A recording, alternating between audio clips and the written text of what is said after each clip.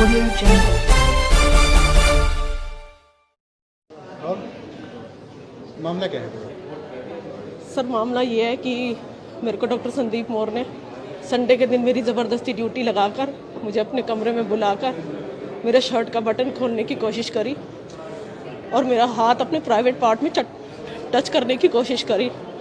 मेरे मना करने पर उन्होंने मुझे धमकी दी कि मेरे ऊपर बहुत बड़े लोगों का हाथ है और अगर तुमने आवाज़ उठाई तो मैं तुम्हें जान से मरवा भी सकता हूँ। कौन है संदीप मौर्य और कौन सा हॉस्पिटल का मामला है? ये QRG सेंट्रल हॉस्पिटल है और संदीप मौर्य यहाँ पर यूनिट हेड है। वो जब से आए वो केवल मेरे साथ ही ये सब हरकतें नहीं करते, उनका ये सिलसिला 1 साल से चला आ रहा है। लेकिन जब उनकी हरकत ज़्यादा बढ़ गई तो मैंने इसके लिए आवाज़ उठाई, मैंने मेल करी, अपने HR में गई, लेकिन कहीं से भी कोई सुनवाई नहीं हुई। मेरे मैनेजमेंट के सभी लोग संदीप मौर्य के साथ मिले हुए हैं। कब से आए थे संदीप ये और ये कैसे शुरुआत हुई है सारे प्रकरण की? ये पिछले साल हमारे हॉस्पिटल में यूनिट हेड की पोस्ट पर आए थे।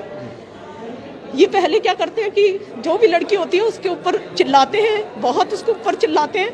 उसके बाद उसको सांत्वना देने के चक्कर में उसको अपने कमरे में ले जाते हैं, उसको हक करने की कोशिश करते हैं, किस करने की कोशिश करते हैं, लेकिन कोई भी लड़की आगे आने के लिए तैयार ही नहीं थी। क्या इस मामले में हॉस्पिटल मैनेज ये क्या हुआ?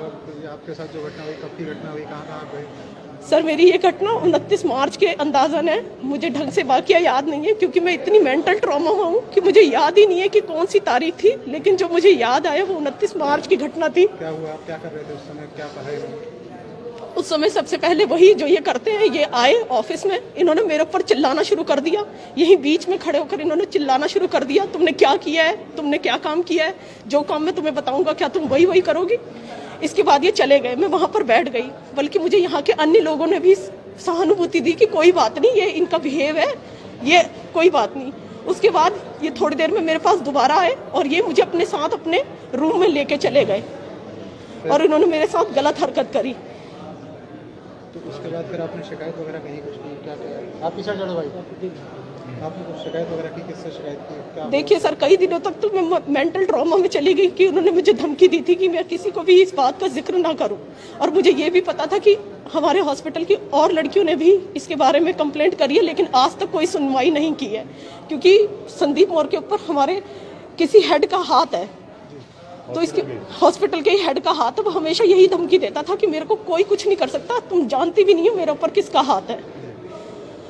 फिर आपने ट्रोमा में रही, फिर शिकायत कहाँ की, किससे? फिर ट्रोमा में रही। फिर हमें अचानक ही एक दिन 6 मई को कॉल आता है कि आपके साथ ये घटना हुई है।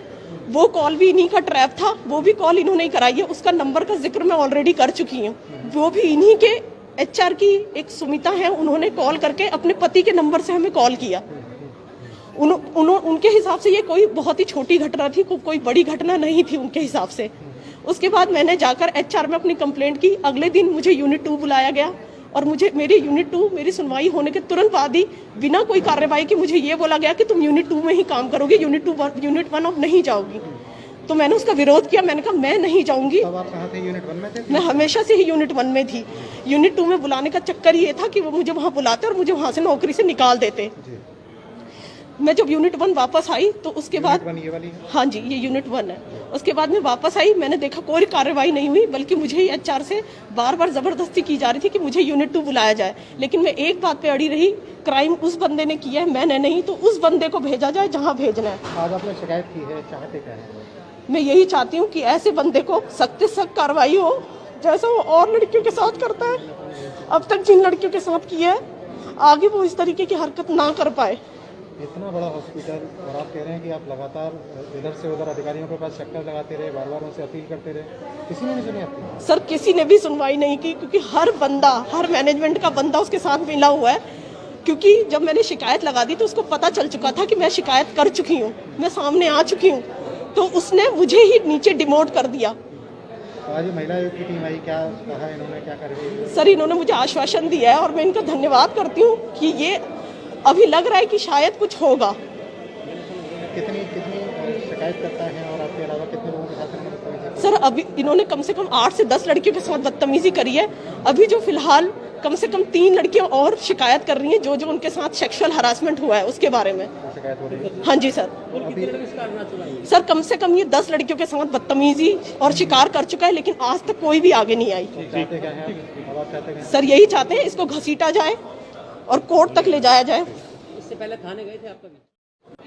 QRG की एक महिला कर्मचारी है, उनकी कोई शिकायत मौखिक तौर पर पता चला था, तो हम यहाँ पे आए हैं। तो उन्होंने अब रिटर्न में अपनी शिकायत दे दी है। महिला थाना उसकी कार्रवाई कर रहा है और शीघ्र ही उसमें आरोपी गिरफ्तार करेंगे।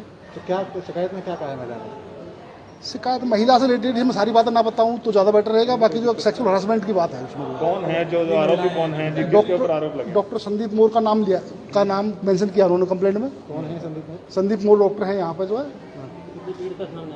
कितनी लड़कियों की शिकायत आई है इस मामले में? 3-4 लड़कियाँ हैं जो इस बात को सपोर्ट करी। आज हमारे साथ भी ऐसा हुआ है और हमने मैनेजमेंट को भी इस बारे में कंप्लेंट की थी, लेकिन किसी ने कोई एक्शन नहीं लिया। आप पुलिस की तरफ से क्या कर रहे हो? अब वुमन पुलिस स्टेशन की तरफ से जो है कंप्लेंट ले ली गई और इस पर FIR करके तुरंत कार्रवाई की जाएगी। किन किन धाराओं के तहत मामला दर्ज होता है? ये वुमन पुलिस स्टेशन में कंप्लेंट ली, उस कंप्लेंट के अकॉर्डिंग जो सेक्शन बनेंगी उस पर कार्रवाई की जाएगी। इधर देखो, कैमरे की तरफ देखो, कैमरे की तरफ। अभी तक जो 3-4 अभी कम आया।